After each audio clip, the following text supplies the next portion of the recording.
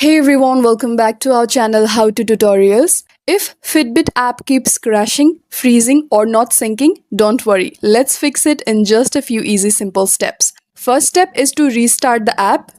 Close the Fitbit app completely and reopen it. A quick restart can solve small glitches. Second is check for updates. Head to the Play Store and here search for Fitbit. And make sure your Fitbit app is up to date. Third step is to check your internet connection. Ensure your device has a stable internet connection. The app needs it to sync and function properly. Fourth step is to reboot your phone. A simple phone restart can clear memory issues and help Fitbit run smoothly again. Fifth step is for Android users. Clear app cache. For that, go to Settings. Scroll down and find this option called Apps and tap on it.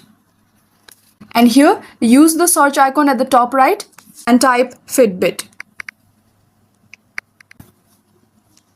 Scroll down and go to Storage and tap Clear Cache, and don't worry, this won't delete your data.